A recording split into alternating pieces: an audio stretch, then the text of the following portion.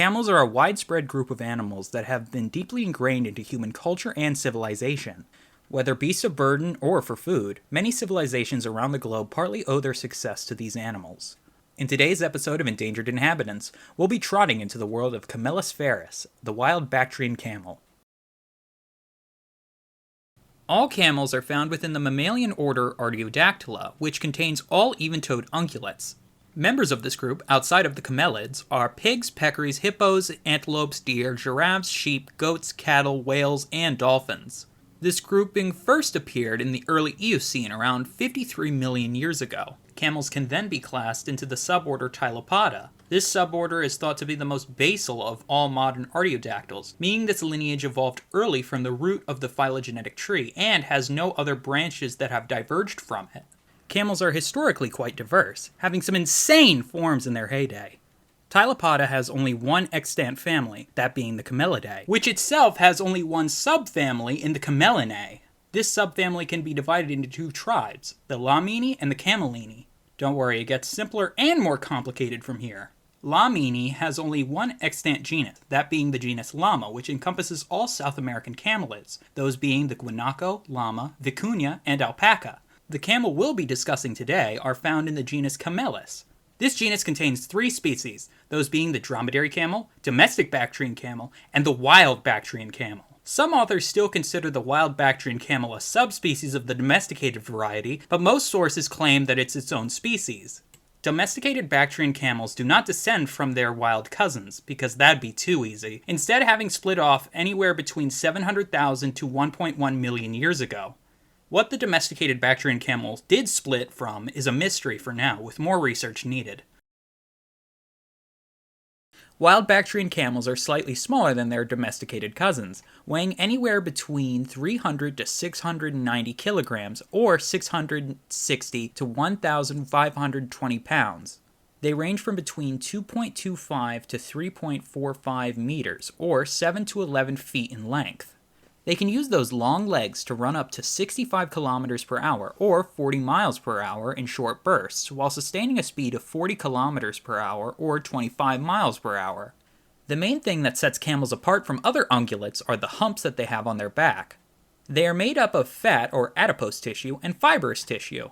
While not being used to store water, it actually stores excess fat to be used later as a source of energy in times where food is not readily available. Their humps will droop and disappear when near starvation. These animals are built for the toughest environments Asia has to offer. Long eyelashes, sealable nostrils, and ears lined with hairs protect against sandstorms.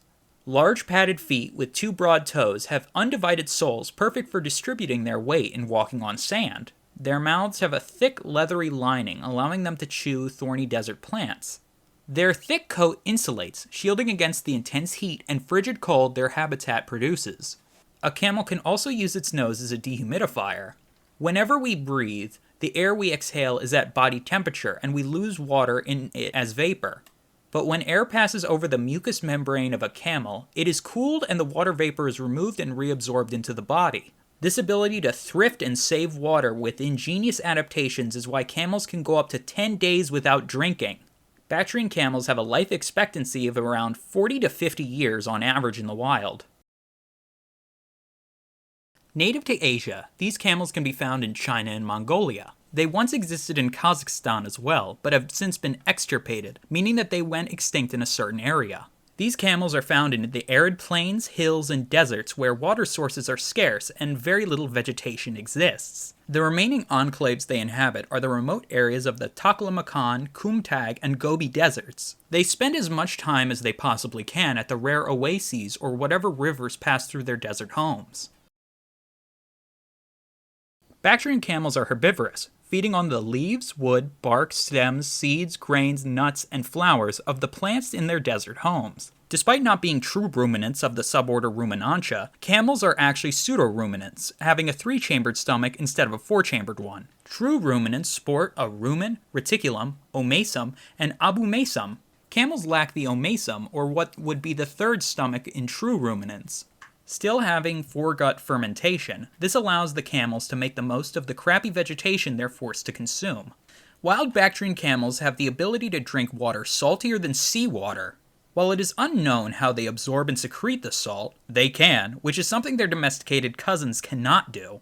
They also belong to a fairly small group of animals capable of eating snow to provide for their water needs.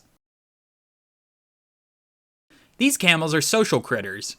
They can live in up to groups of 30 individuals, but typically associate with 6 to 20 individuals, which depends on the amount of food in the area. They are highly migratory, spending the majority of their days moving from one place to another grazing, while being widely scattered with extremely low population densities. Herds aren't territorial, often crossing paths and forming large assemblies. Herds consist of an alpha male leading adult females and their calves. Young males will be forced out by the dominant male once they reach sexual maturity. If a female of the group has advances made upon them by a bachelor male, the dominant male will chase it away.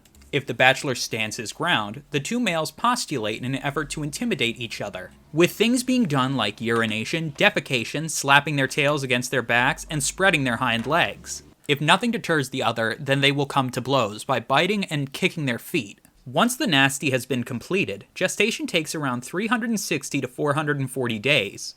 This can result in 1 to 2 offspring at a time. Calves are fully mobile within the first 24 hours, and are weaned within the first 2 years. Calves will live with their mothers for the first 3 to 5 years before separating once sexually matured. Bactrian camels have only one natural predator, that being the gray wolf. Due to increasingly dry conditions in the species range, the number of wolf cases of predation is seemingly increasing as they depend more on oases.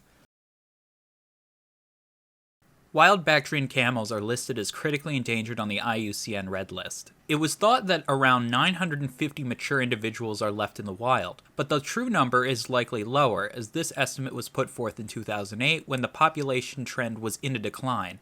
The biggest threat to wild Bactrian camels is illegal hunting. I say illegal hunting rather than poaching, as it's mainly for local subsistence use, not for financial gain.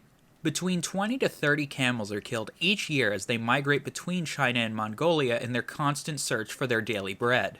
Farming of livestock poses several additional challenges. As the human population in the region increases, competition for grazing and water between livestock and the native camels can cause farmers to shoot the wild camels. Said grazing can become overgrazing, which causes remaining habitat to be degraded over time. Hybridization with domestic Bactrian camels presents its own set of challenges as well. While being separated by at least 700,000 years of evolution, these two species are still in the same genus, meaning they can breed together and create hybrids. This leads to the loss of genetically distinct populations, leading to erosion of genetic integrity. As our wild camels only got the call up to the species starting lineup from the subspecies bench relatively recently, the last thing they need is for their genetic diversity to dip. Mining projects and infrastructure development in the region can create even more problems. Toxic runoff from mines, exacerbated by poor regulation and lax enforcement from some people, can poison both ground and water. Infrastructure projects can cut camel habitat in two and interrupt migratory patterns, which can spell doom for a population. I would like to thank each and every one of you for watching. I hope you enjoyed and learned something new. Make sure you guys leave a comment if you enjoyed this video and are hearing this now, because I love to hear feedback regarding these videos, especially if someone has objections, because then it not only destroys my ego, which is good for me, but also it makes sure that I know how to improve in the future. Make sure to leave a like and also subscribe to the channel for more content like this. There are a bunch of more videos I'm working on, so please stay tuned for some more goodness. I hope all of you have a fantastic day. Peace!